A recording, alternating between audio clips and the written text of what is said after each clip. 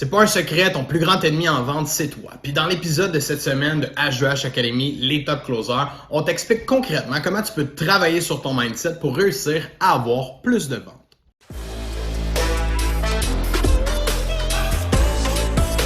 Commencer dans le sujet, on prend une petite demi-heure ce matin pour vous parler de comment hacker ton cerveau afin d'avoir un bon mindset. Parce que je pense que c'est important de souligner le point. Tu sais, le mot mindset, on le voit un peu partout dans la vie en général.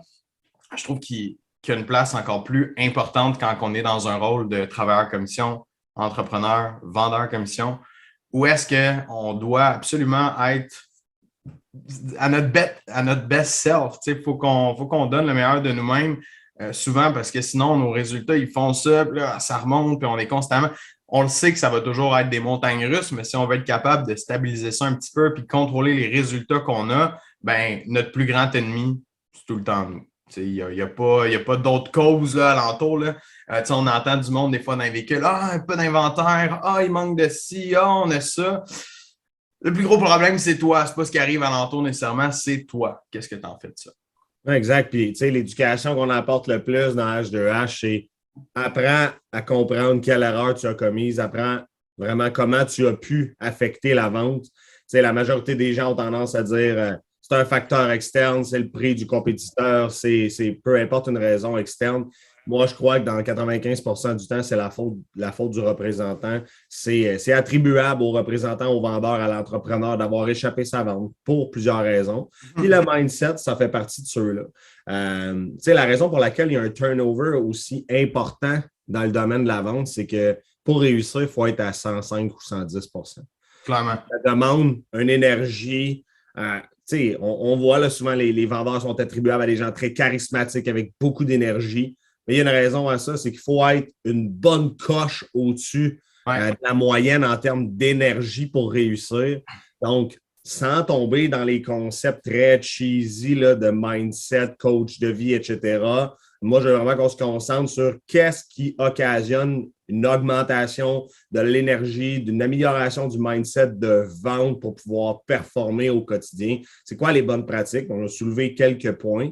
Donc, tu sais, aujourd'hui, ça va être très concentré sur comment on programme, comment on se mind, tu sais, comment on améliore notre mindset, comment on hack notre cerveau pour pouvoir performer lors de nos journées de vente. Là. Juste amener un point sur ce que tu as dit. Tu as dit qu'il y a beaucoup de turnover en vente. Je pense pas tout le monde peut-être qui comprend le concept. Ce que tu veux dire, c'est qu'il y a beaucoup de gens qui quittent la vente Ouais. et qui s'en vont dans d'autres domaines parce que cette coche-là de mindset, d'aller chercher ce qu'il faut le plus, ils ont de la misère à le faire, même s'ils peuvent avoir les compétences, même s'ils sont très, très charismatiques et tout, mais s'il leur manque ce morceau-là, souvent ce que ça fait, c'est qu'on voit des gens qui rentrent dans la vente, vont faire quelques mois, un an, des fois vont se donner, ils vont étirer l'élastique là, au maximum parce qu'ils veulent réussir, puis ils veulent réussir, mais il manque encore une coche. Puis souvent, c'est cette partie-là qui manque initialement pour c'est très drôle là, parce que, tu sais, moi, ça fait plus de 10 ans là, que je suis dans le domaine de la vente, de l'entrepreneuriat, mais tous mes business sont orientés vente, là, vente directe, gros développement des affaires, etc.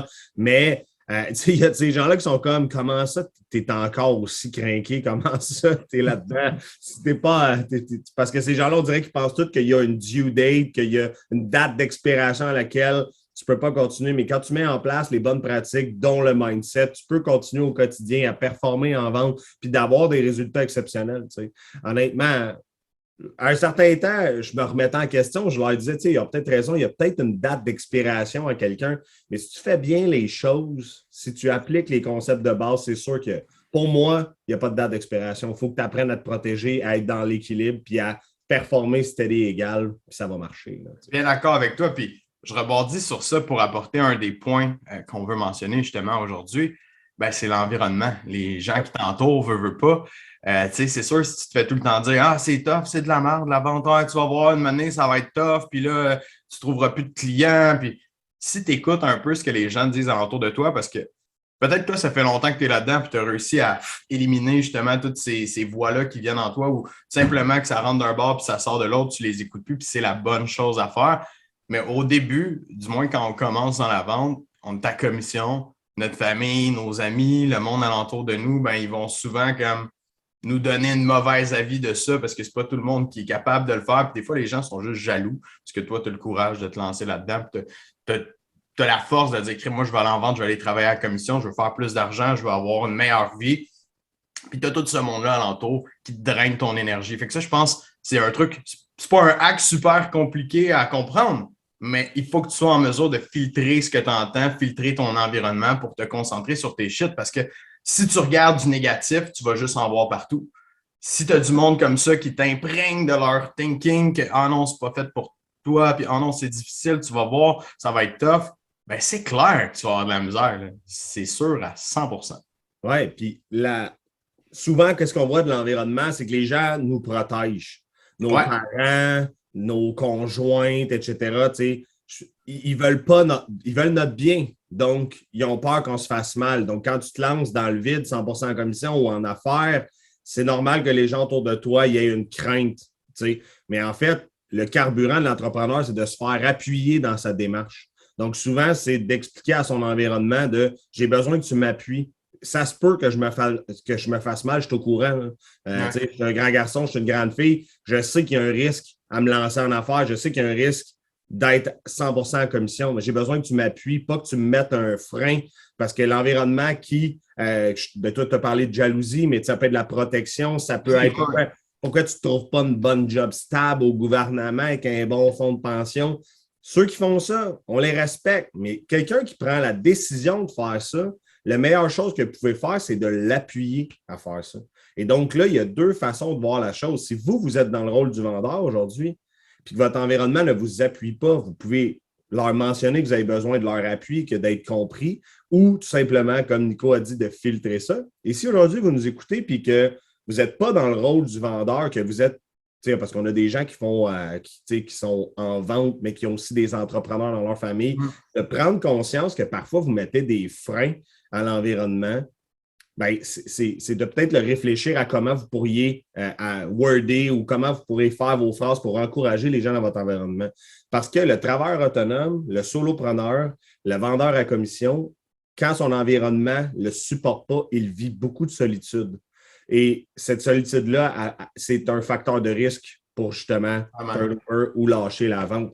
Donc, si vous vivez de la solitude, il y a plusieurs façons de faire le ménage autour de vous pour vous assurer d'être mieux en ligne pour que votre mindset soit plus positif. Au début, évidemment, c'est compliqué d'arriver là. Ça, on en est tous conscients.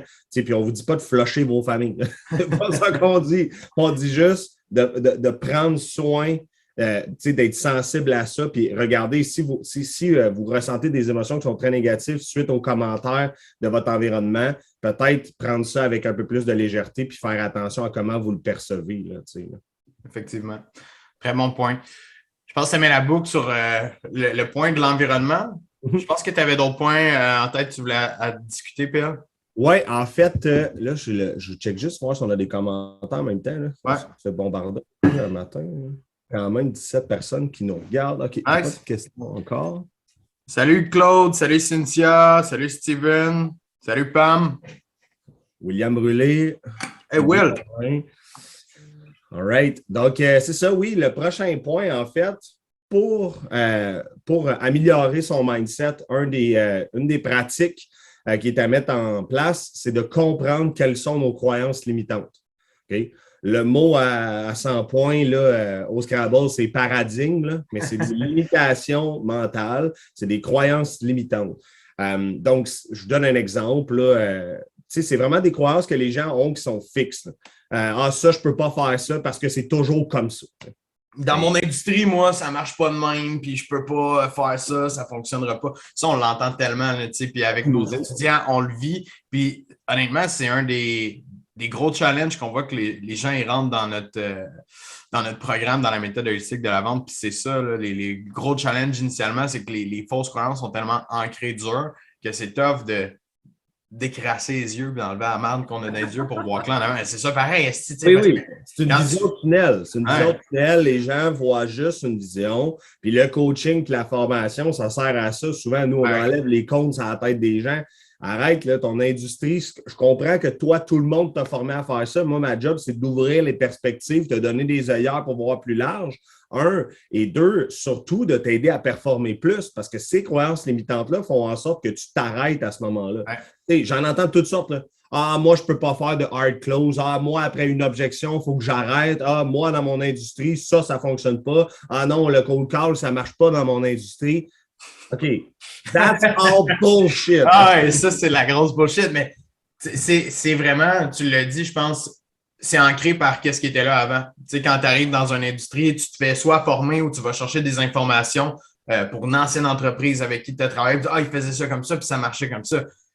On est en 2022, là. Puis on s'entend-tu que dans les 10 dernières années, là, tout a évolué comme pas mal à la vitesse 10X, là. Fait que tout roule à 10X. Fait que toi aussi, il faut que tu te mettes sur ton 10X puis que tu te mettes à rouler plus vite si tu veux suivre la course puis être le premier en avant puis pas le dernier en arrière. C'est ça. Puis l'exercice par rapport aux croyances limitantes aujourd'hui, c'est développer une sensibilité émotionnelle de dire crime. Ça m'arrive à moi de m'en mettre. Puis si vous êtes capable de nous en écrire un dans les commentaires de c'est quoi votre croyance limitante, tout le monde en a. Là. Même moi, j'en ai, puis quand j'en ai, et moi, c'est rendu que c'est ma blonde qui me dit « Ah, ici, là, c'est une croyance limitante. » en train de dire, puis on se challenge comme ça, puis on le fait en partner. Oui. Toi, t'en as une, je te challenge, puis toi, tu me challenges. Je pense que c'est important que notre environnement, mais nous-mêmes, on doit développer la sensibilité de se challenger là-dessus parce que les croyances limitantes, c'est des encres. Puis si on veut être à 110 il faut enlever les cadres, il faut enlever les encres. Fait que là, on a parlé de l'environnement, on a parlé des croyances limitantes. C'est deux encres qui ne nous permettent pas d'atteindre notre 110 en mindset et en énergie de vente. T'sais. Donc, ultimement, pour moi, ça, c'est le deuxième point le plus important. Est-ce que tu avais une autre bonification à apporter ici? Ben écoute, je pense que ça fait pas mal le tour par rapport aux croyances limitantes. La seule chose que moi, je viendrais ajouter sur ça, c'est que il y en a des très spécifiques dans chaque industrie. T'sais, on dirait que quand tu rentres dans une industrie, tu vas t'attribuer les croyances limitantes de cette industrie-là. Autant que le monde dit « Ah non, moi, il faut que je fasse juste tout ça sur une rencontre. Ah non, moi, il faut que je le fasse sur 2 rencontres, ma présentation de vente. Ah non, moi je ne peux pas prendre de dépôt. Ça ne s'est jamais fait. Prendre un dépôt, on ne fait pas ça. » Il faut que tu vois au-delà de ça. Puis isole ton industrie, vois c'est quoi ces croyances limitantes-là dans ton industrie. Puis un autre truc que je donnerais pour ça, regarde les top performers dans ton industrie. Va regarder ta compétition sur le. Tu regardes, tu es comme shit, j'aimerais ça être comme eux. Regarde qu'est-ce qu'ils font. Va les imiter parce que ces gens-là, clairement, qui ont compris quelque chose que tu n'as pas compris, puis ils en ont décroché des angles pour se rendre là en haut puis avancer. Fait que, that's my Exactement. Ça me rappelle, tu sais, le problème aussi avec les paradigmes, quand ils sont combinés avec vraiment un ego démesuré, c'est tellement ancré dans le ciment que c'est impossible à enlever. J'avais rencontré quelqu'un qui me disait que son cycle de vente, c'était 6 mois, puis quand je l'écoutais, moi, je voyais 2 semaines. Là. Puis j'étais fucking convaincu qu'en 2 semaines, je rentrais à la vente, c'est sûr. Puis il était comme non, non, non, tu comprends pas. OK, c'est beau, je comprends pas. Ça, à un moment donné, on va pas me battre avec le démon non plus, là, mais 6 mois, pour moi, ça n'avait pas de bon sens dans ce cas-là. Ouais, t'apportes un bon point. Tu sais, que les gens fassent une introspection sur eux-mêmes. Parce que oui, dans l'industrie, il y en a des croyances limitantes, comme je viens de mentionner, par rapport à ça. Mais les gens, encore une fois, ils se ferment les yeux et ils ne se donnent pas la chance de dire j'ai peut-être tort.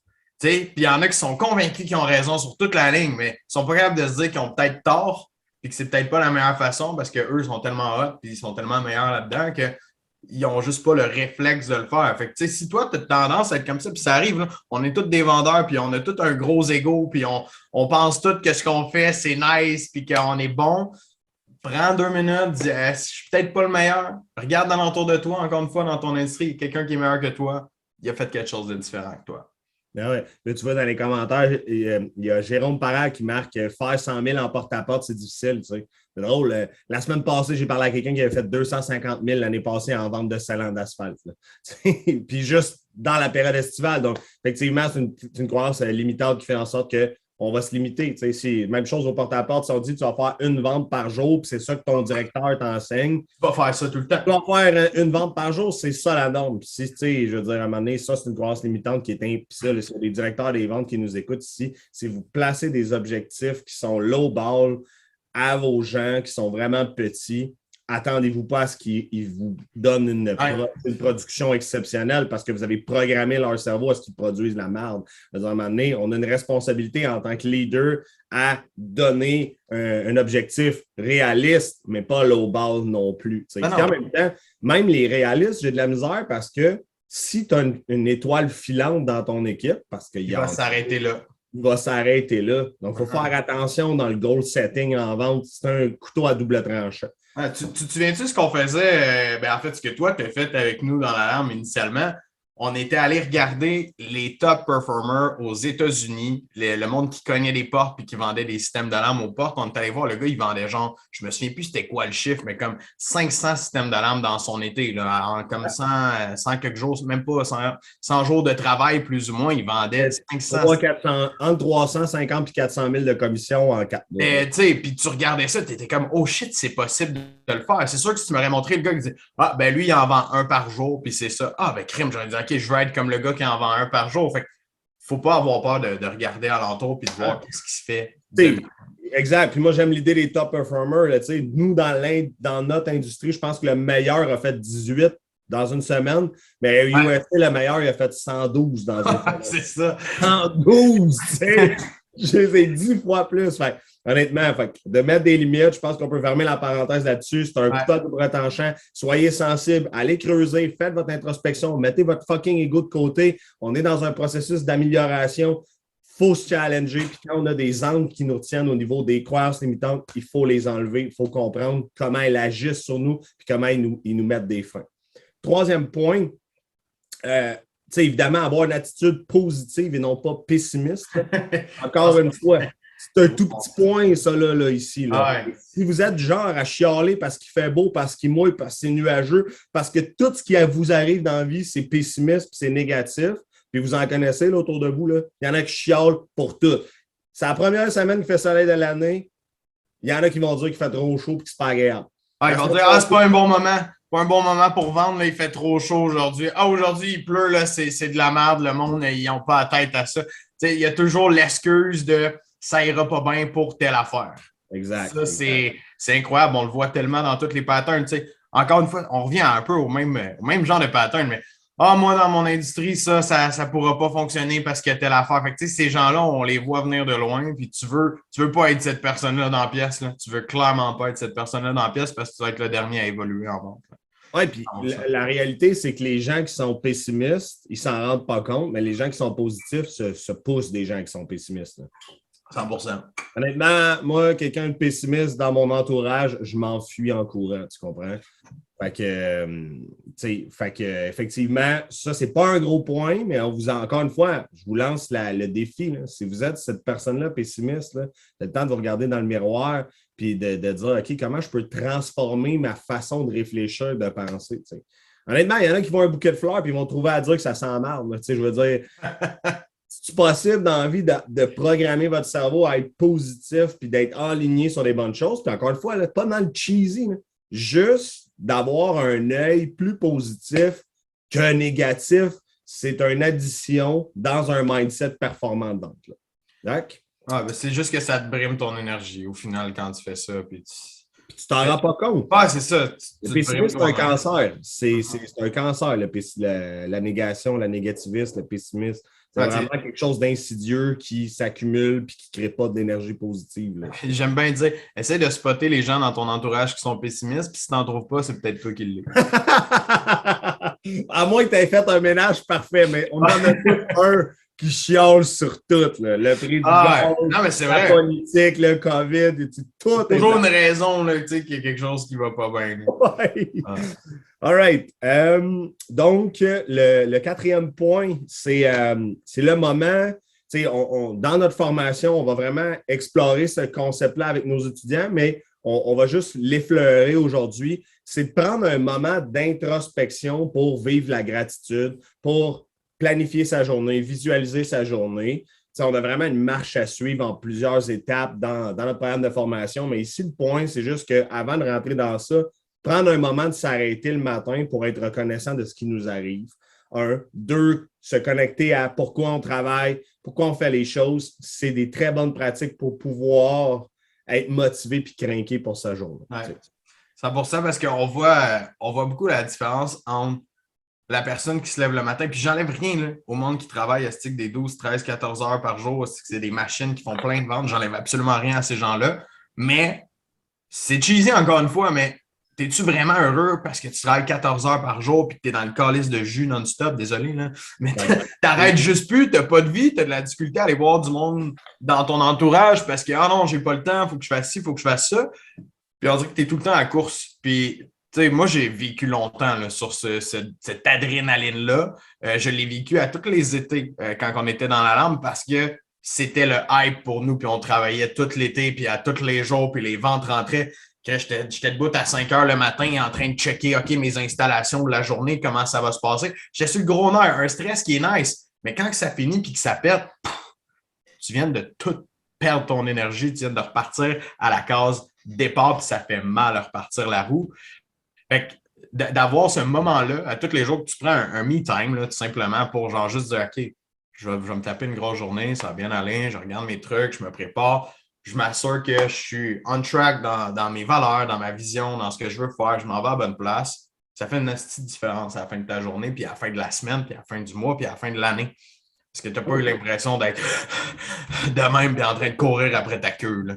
Honnêtement, les salariés, pour nous, c'est une catégorie à part, comme nous, on est une catégorie à part pour eux. Prendre le temps de s'arrêter, c'est d'éviter d'être 5 ans en ligne sans s'arrêter puis faire comme shit. Je viens de passer 5 ans. T'sais. Être connecté au moment présent, être connecté dans ce qui s'en vient dans ma journée, puis d'être prête mentalement, puis d'avoir du plaisir à faire son processus, puis d'avancer dans ses ventes. T'sais. Au lieu de courir après sa queue et être dans rat race, là, ultimement, le point ici, pour le résumer, là, le vulgariser, c'est prendre un moment d'introspection à chaque matin pour visualiser sa journée, se connecter à sa motivation profonde à réussir à atteindre ses objectifs. Puis la réussite au sens large, là, hein, c'est pas juste faire le plus de cash possible. À mesure que le monde évolue, on en entend presque plus parler de ça, devenir millionnaire puis devenir billionnaire. Sérieusement, dans tous nos étudiants, on n'en a rien qu'un. La balance, il n'y en a aucun. C'est tout de travailler moins, faire plus d'argent pour plus de temps en famille. Ça ressemble pas mal à ça pour tout le monde. Ou faire réussir mon entreprise, faire mûrir mon entreprise, maturer mon entreprise. Donc, ultimement, ce moment-là, ça vous aide à programmer votre cerveau à être dans la performance, de visualiser où c'est que vous allez puis comment ça va se passer. Ouais, bien d'accord. Puis moi, ça m'aide beaucoup au niveau de l'organisation puis du multitask, ça. Parce que mon mindset, moi, il n'est pas on track. Si ma journée, elle n'est pas préparée, je ne sais pas qu'est-ce que je vais faire, puis je m'en vais un peu à l'improviste dans ma journée, je sais que je vais tout faire un peu de travers puis que je vais couper des coins ronds sur certaines affaires parce que je me sens dans le rush puis je ne suis pas à la bonne place. Fait que ça m'aide dans mon stress, qui est ça joue sur mon mindset, là, évidemment, le stress directement. Ça m'aide sur le stress, l'anxiété, ces choses-là. Fait que gros truc pour le monde qui se sent justement pogné, comme s'ils étaient dans le rat race puis ils couraient toujours après leur queue. Prendre ce temps-là. Puis si tu me dis, j'aime pas le temps le matin, moi, je suis dans le jus. Chris, lève-toi 20 minutes avant. T'sais. Trouve une solution à ça. Là. On a un étudiant qui a 7 enfants, puis il trouve le moyen de prendre ce temps-là. Exact. Okay? Lui, le matin, là, c'est une cantine mobile, nourrit tout le monde, prépare les lunchs, ça court du bord de côté, puis il trouve le temps de faire ça. Encore une fois, gardez vos excuses pour les autres. Il y a toujours une façon de prendre un moment de s'arrêter. Se connecter à ce moment-là, ça donne tellement de l'énergie, puis ça nous programme pour notre journée. Ce qui nous amène à notre dernier point pour ce live-là, qui est un point qui va être en cohérence et en corrélation avec l'introspection. C'est apprenez à répéter ce qui vous a craqué, puis délaisser ce qui a moins bien marché. Pour avoir un mindset vraiment à 110 %, il y a des choses que vous allez mettre en place au quotidien qui vont fonctionner. Il y a des choses qui vont moins bien fonctionner, puis il y a des choses qui ne vont pas fonctionner. Donc, encore une fois, il faut être en mesure de mettre en place ou de développer une sensibilité émotionnelle pour pouvoir être en mesure de tirer des corrélations sur ce qui a vraiment fonctionné pour pouvoir le répéter. Encore une fois, c'est un processus d'amélioration. Ça se peut que vous répétez votre why le matin, par exemple. Le pourquoi on fait les choses, pourquoi on avance, c'est quoi notre raison d'être, c'est quoi notre mission, etc. Ça se peut que ce ne soit pas la bonne si finalement ça ne vous craigne pas vraiment. Parce qu'un vrai why et une vraie mission, ça craigne pas. Vrai. Ouais. Donc, ultimement, ce que je vous invite à faire, c'est repérer les bonnes pratiques. C'est quoi les bonnes actions qui amènent des résultats dans votre motivation, dans votre mindset, qui vous aident à avancer dans votre mission puis dans votre journée de vendeur ou d'entrepreneur. Donc, c'était le dernier point là, pour moi. Je ne sais pas si tu veux bonifier. Oui, je bonifierais sur une chose. C'est bien de repérer les bonnes affaires, mais c'est bien de repérer les mauvaises affaires. Ouais. Puis moi, honnêtement, c'est comme ça que je suis arrivé à vraiment m'élever au-delà de genre, je travaille, je suis dans le day-to-day, puis je rush.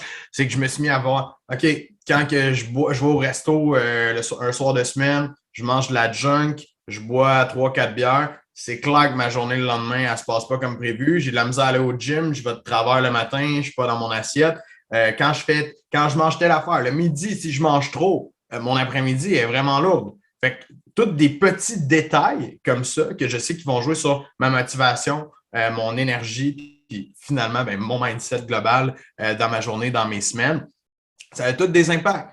Tu sais, je t'en ai parlé encore en fin de semaine passée, c'était la fête à Ali, pour ceux qui connaissent, qui est dans la cohorte avec nous. Tu sais, on est allé à sa fête au Boston Pizza, à sa fête pour se brosser, tu sais, prendre une brosse pour sa fête. Hey, je me suis dit, est-ce que j'aille ça, boire de l'alcool finalement en fin de semaine? Je déteste ça parce que je sais que mon lundi matin, je le pars de travers. Ça m'arrive pareil de le faire, c'était sa fête. Il y a des occasions que tu ne t'empêches pas de faire des choses comme ça, mais la corrélation est tellement forte, puis plus que les années avancent, peut-être c'est moi qui vieillis, là, mais plus que le temps avance, je remarque ça encore plus, puis j'ai encore moins le goût de boire, ou de boire de façon plus responsable, de me dire, on va boire juste 2-3 bières à soir, puis ça va faire la job pour un samedi soir au lieu de prendre 7-8 bières, puis de finir. J'en ai pris plus que ça, probablement. Là, mais à un certain moment, tu viens à développer des aversions parce que tu aimes tellement ça, être sur ton A-game. Exact. Être vraiment dans un bon mindset de performer, tu sais, quand tu fais tout le temps des belles semaines. Tu sais, quand ça fait 20 semaines en ligne que tu fais bien, là, c'est parce que tu programmes tes affaires comme du monde et ça marche. Mais à un moment donné, là, quand il y a quelque chose dans ton environnement ou dans des habitudes de vie qui viennent frapper ça, moi, en tout cas, j'en développe une aversion, c'est pas long que je le retire. Là. Puis je passe à l'action, je l'enlève automatiquement. Là, c'est pas toujours facile de le faire parce que des fois, c'est des choses qu'on faisait couramment, mais qu'on vivait avec parce qu'on se dit, ah ben non, moi, je fais tout le temps ça. Je suis habitué. Puis je fais mes semaines comme ça. Tu essayes une fois de ne pas le faire, tu vas aller prendre une brosse, mettons, la fin de semaine. Tu fais, oh shit. Hey, j'étais allé au gym en fin de semaine, j'allais courir, j'ai fait ci, j'ai fait plein d'activités, j'ai préparé mes lunchs de toute la semaine. Hey, je pars ma semaine, est-ce que ça va bien? C'est comme shit, j'ai envie de répéter ça à nouveau. Fait que des fois, c'est juste en essayant justement d'enlever des trucs ou en ajoutant des trucs autant que vous avez remarqué qui étaient positifs. Faites des tests là-dessus. Moi, c'est un peu ça que je dirais. Si vous voulez craquer votre mindset à ce niveau-là, préparer à être plus dans votre A-game, comme tu viens de le dire, essayez des affaires. Puis vous allez voir que ça va probablement changer beaucoup de choses dans vos. Puis là, on parle de résultats de vente parce que oui, ça a un lien direct sur les résultats de vente, mais aussi de la qualité de ta vie en général. Là, si tu es plus en forme, tu as des meilleures journées de vente, ça va mieux avec ta blonde le soir. On va-tu marcher, tu fais plus d'activités, tu es plus dans ta A-game, pas juste au niveau de la vente, mais dans ta vie en général. Ben moi, c'est ça, les effets que ça a quand j'enlève des trucs comme ça ou quand j'ajoute des points positifs, c'est ça. Puis je veux build ma vie parfaite. Il n'y a rien de parfait dans la vie, là, mais je veux build ta best life. Ouais, c'est exact. plus en anglais qu'en français. Oui, effectivement. Ta best life, c'est vraiment atteindre ses objectifs, faire ce que tu as envie de faire, puis, tu sais, je veux dire, tu y vas, puis tu vas le réaliser. Mais pour ça, il faut que tu suives des étapes, même si ça soit le plus banal des choses. Il faut passer à l'action, il faut le faire. Puis aujourd'hui, c'est ce qui conclut la pointe de tarte, en tout cas du mindset. Pour nous, c'est vraiment un facteur important dans l'atteinte des objectifs, dans l'atteinte de l'excellence au niveau des ventes. Tu ne peux pas atteindre l'excellence sans ça. C'est ça. Impossible. Cool, merci PL. Hey, merci à toi. Cool. Guys.